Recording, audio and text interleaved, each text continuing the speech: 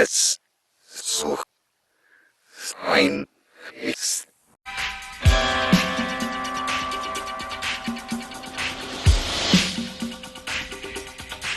I'm still lost in the trees, folks. I'm still not out of the woods yet. Cheers to you. This morning, I was able to watch episode 17, and then I had to go to work, and I resented every single second I was away from my screen and the ability to watch the very final episode of Twin Peaks. So I'm back home now. I just want to get my thoughts down about episode 17. My mind has been an absolute whirlwind. I found it incredibly difficult to concentrate on the day-to-day minutiae of office life. The revelations are coming thick and fast. We are well and truly in an end game now. Gordon filling in a vital piece of the puzzle, now explaining to us who Judy is. Clearly, it's going to be safe to assume at this point that that's what the TV show credited as the experiment, known as the mother of abominations in the secret history of Twin Peaks. Whatever entity it is that's currently residing inside Sarah Palmer. And can I just take a moment to acknowledge Dougie is Coop. Who saw that coming? Excellent top-level professional trolling there, Mr. Lynch, for a series that has been so obsessively intent on drawing out all things Dougie Jones and possible leads. In some cases, with the detectives Fusco literally throwing leads in the bin that would have led the FBI to the realization that Dougie Jones is Dale Cooper, probably in episode 4 or 5. Who knew? It leads us to the sheriff's office at Twin Peaks and a section of the episode that was so tense, and it just kept getting worse and worse and worse. Chad escaping and getting his gun. I was convinced that Andy was going to get shot. Evil Cooper arriving and doing his creepy, non-blinking talking just a little too slowly, whilst Dale Cooper is charging to the rescue. He's on the outskirts of Twin Peaks, putting the call in. Frank Truman, Evil Cooper, eyes locking. I was convinced that Frank was going to get shot at that point. The release of tension, and then it's revealed that it was Lucy that did the shooting, and everyone we love is fine and the bad guy is shot and down. I sprang into tears. I hadn't realised how tightly wound up I had been, how worried that this was going to go so south so quickly, and the release was just, it was pure emotion. So Freddie Sykes fights Bob.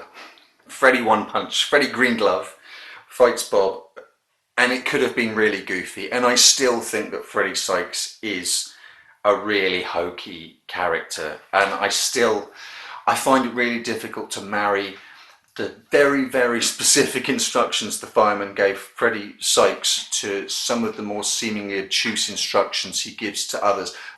But what that scene does, instead of being comical or goofy, it does something that I didn't think would be possible. It makes Bob more feral, more dangerous, somehow more of a threat.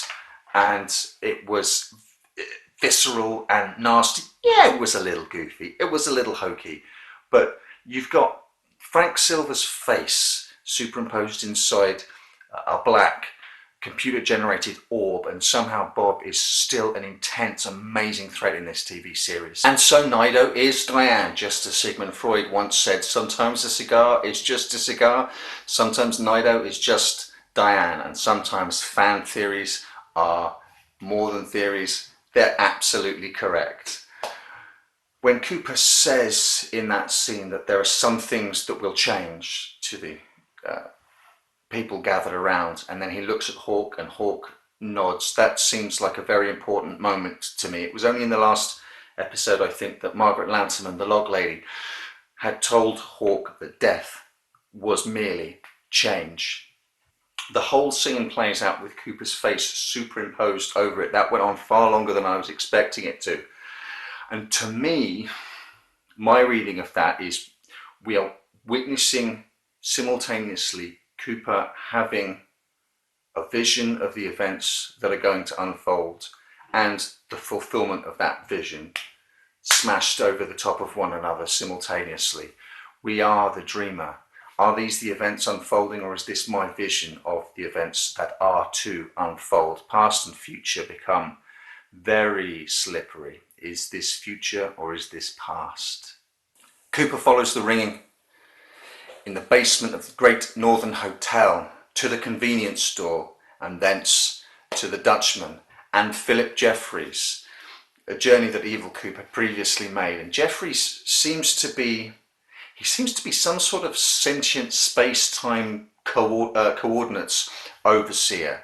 He asks Dale to be really specific, and Dale gives him a date in February 1989, and his journey continues in Fire Walk with Me.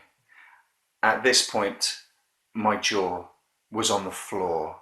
It is Cooper that Laura sees in the woods on her final night alive on this earth that causes her to scream. And when it became apparent a few minutes later that Cooper's goal was to save Laura Palmer, and when Laura's music started to swell when they met in the woods, I began to openly weep, and I didn't really stop crying until the episode ended. Could it be possible that Cooper will save Laura Palmer? Her plastic wrapped body disappears from the riverside, and then we move wonderfully to the opening moments of the pilot of Twin Peaks with Josie and Catherine Martell and Pete going fishing, and Pete goes fishing uninterrupted. And the thing that's in Sarah Palmer's house, that's in Sarah Palmer's body in the present, doesn't like it one little bit. That scene of the mother going insane alone and juiced up in her house really gave me flashes of a similarly disconcerting scene in Wild at Heart, where Diane Ladd, who's the Wicked Witch of the West in that particular movie, starts applying the bright scarlet lipstick to her mouth and then slowly covers her entire face with it.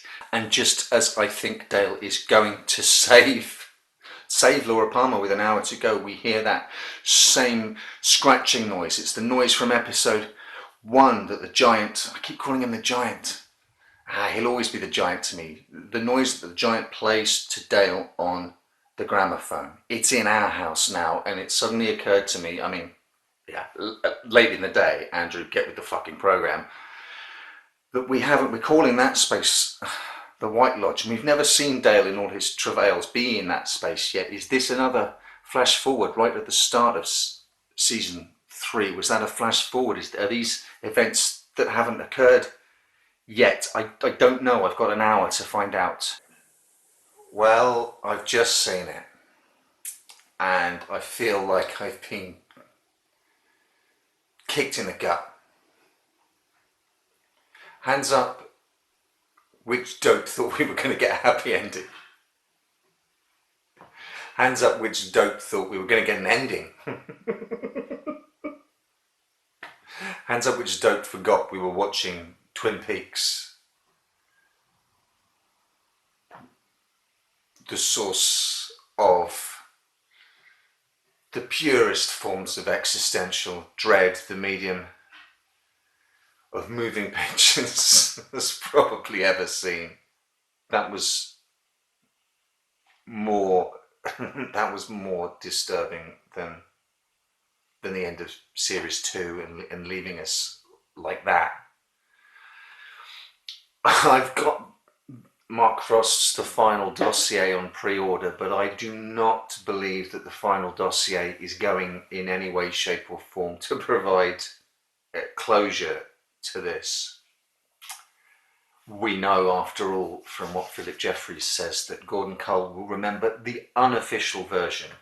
So I think it's safe to say that the final dossier is not going to be the official version of the adventures of Dale Cooper in an alternate time or even an alternate universe.